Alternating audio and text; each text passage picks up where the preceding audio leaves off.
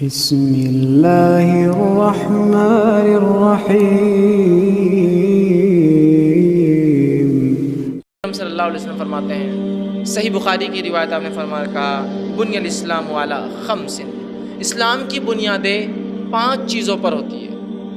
بنیادیں، ستون، عماد، جو کالم، جو پلر ہوتا ہے جس کے اوپر کسی چیز کی چھت ٹیکی جاتی ہے اس کو کہتے ہیں عماد، بنیاد۔ تو اسلام کی بنیادیں، اسلام جو جس چیز پر ٹکا ہے اس کے 5 کالمز اور پلر سے اسلام ٹکا ہے۔ پہلا کہ تو گواہی دے کہ اللہ کے سوا کوئی معبود برحق نہیں اور محمد صلی اللہ علیہ وسلم اس کے رسول ہیں۔ دوسرا، نماز قائم کرے۔ تیسرا جو ہے زکوٰۃ ادا کرے۔ چوتھا جو حج کرے، اور 5واں آپ نے فرمایا وہ صوم رمضان اور رمضان کے روزے رکھے۔ قیامت کا دن ہوگا، لمبی حدیث ہے، ایک آدمی کی کوئی نیکی نہیں نکلے گی، سوچے کہ مارا گیا، اللہ کی طرف سے اس سے کہا جائے گا پریشان نہیں ہونا، ایک نیکی ہمارے پاس تیری ہے۔ اللہ وہ کون سی نیکی ہے؟ فرشتہ اس وقت لے کے آئے گا۔ کیا لے کے آئے گا؟ ایک بطاقہ، ایک چھوٹا سا کارڈ لے کے آئے گا۔ اس پہ لکھا کیا ہوگا؟ لا الہ الا اللہ۔ اس بندے نے لا الہ الا اللہ کہا، اس کے تقاضوں کو پورا کیا۔ وہ پھر سوچے گا اتنے گناہوں کے انبار اور لا الہ الا اللہ توحید کا کلمہ، اس کا موازنہ کیسے کریں گے؟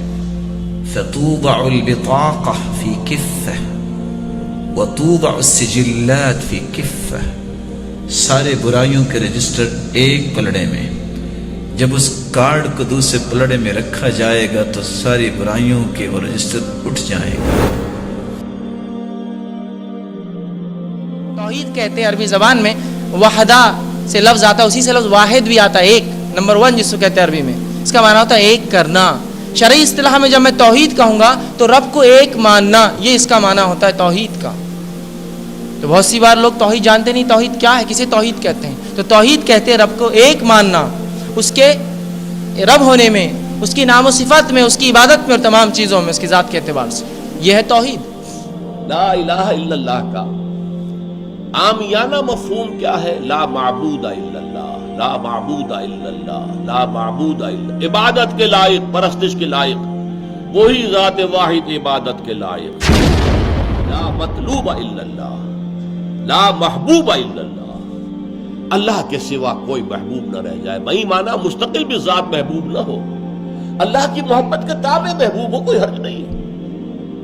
محبوب حقیقی، محبوب اصلی صرف اللہ، لا محبوب الا اللہ، لا مطلوب الا اللہ، لا مقصود الا اللہ۔ یہ ہے در حقیقت اصل توحید۔ توحید کا لب لباب اپنے گریبانوں میں جھانک کر ہم دیکھ سکتے ہیں ہمارا معبود کون ہے۔ زندگی کے اندر توحید میں کوئی فرق نہ آنے دینا۔ اور حدیث کیا کہتی ہے؟ وَإِن قُطِعْتَ أَوْ حُرِّقْتَ، تمہارے ٹکڑے کر دیے جائیں، تمہیں جلا دیا جائے، توحید پہ کوئی کمپرومائز نہیں ہے، کوئی کمپرومائز نہیں۔ توحید ہی تو میرے اور آپ کی دنیا اور آخرت کی کامیابی کا راز ہے۔ ایک شخص نے آگے حضور کو کہا یا رسول اللہ ما شاء اللہ و شئت، اے اللہ کے رسول جو اللہ کی مرضی، جو آپ کی مرضی۔ یہاں اس کے پیچھے لکھا ہوتا ہے علی جانے، جانے یا علی، اللہ نبی وارث۔ نبی الاسلام کے سامنے جب اس نے کہا نا جو اللہ چاہے اور جو آپ چاہے، آپ فرمایا جعلتنی للہ ندا، تو نے کیا مجھے اللہ کے مقابلے پہ کھڑا کر دیا؟ قل بل ما شاء اللہ وحدہ، بلکہ کہہ جو اکیلا اللہ چاہے۔ تو شیطان ایک کام کو بڑا بتا کے دوسرے کام کو چھوٹا بتا کے کیا کرتا ہے، آپ کو اس میں لگا دیتا ہے۔ ایک واقعہ سناتا ہوں۔ محمد بن عبد الوہاب نجدی رحمۃ اللہ علیہ، جو مشہور معروف جو ہے ایک ریوائولسٹ تھے، مجدد تھے، تو ان کا ایک واقعہ، ایک بار اپنے تلاميذ اسٹوڈنٹس کے پاس بیٹھے تھے اور کہا کہ میں آپ کو آج توحید کے بارے میں کچھ بتاؤں گا۔ تو کہا استاد کتنے دن سے توحید، آپ کب سے سکھا تھے توحید کا سبق، اور اسی پہ بات چل رہی ہے ہماری، آج کچھ نیا۔ تو کہا اچھا ٹھیک ہے چلو آج میں تم کو ایک کہانی سناؤں گا، اسٹوری۔ کہا ٹھیک ہے سنائیے۔ تو کہا ایک جو ہے بستی تھی، وہاں کے لوگ سورج کی عبادت کرتے تھے، سورج پرست تھے۔ تو سب تلاميذ اسٹوڈنٹ بڑا اچھا سورج کی بات۔ اور وہاں اس بستی میں ایک گھر تھا, اس میں ایک لڑکا تھا.